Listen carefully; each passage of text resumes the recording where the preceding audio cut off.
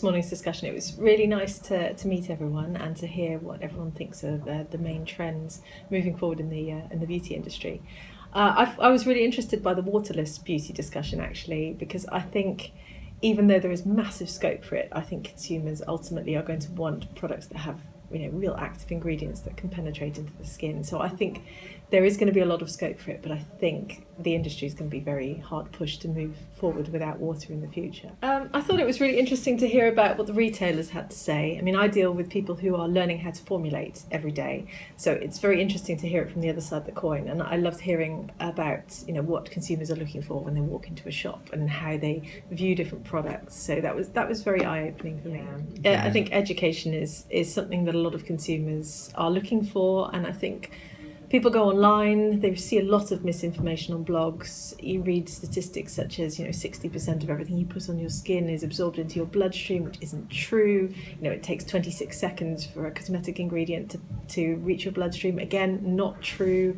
Things like we absorb, I think it's about 5 pounds of cosmetics a year, not true. And all of these myths, they do the rounds everywhere, and people share them, and then it almost becomes like a truth, because although the internet is a great source of information, it's also a great source of misinformation.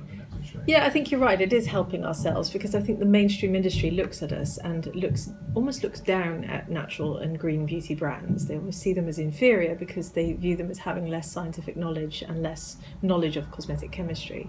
So I think we need to educate the industry, the natural beauty sector, in understanding how these products actually work and interact with the skin, and we need to try and stop sharing misinformation, which is not easy because of course the consumer is bombarded by it on a regular basis. I think the big trends that I'm seeing are anti-pollution. It's a big trend coming out of Asia, and I think it will grow fairly big here given the pollution issues that we have in the UK.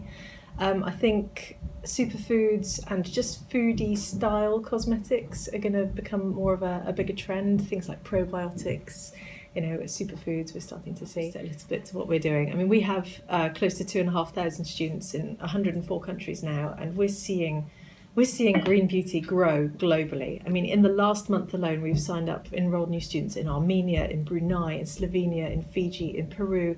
It is global, and people are wanting to create their own green beauty brands all around the world.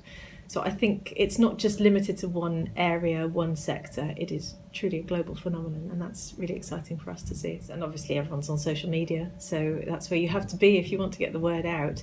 What's interesting is that the mainstream industry predominantly still seems to use print advertising, and they're really missing a trick in terms of social media. And I think we're seeing a lot of smaller artisan brands really take the reins there and run forward and almost steal consumers away from the mainstream industry by doing that. And I think smaller brands often have to have a good story in order to draw the consumer in. That's what it's all about. When you're a massive multinational, the story is not quite so relevant.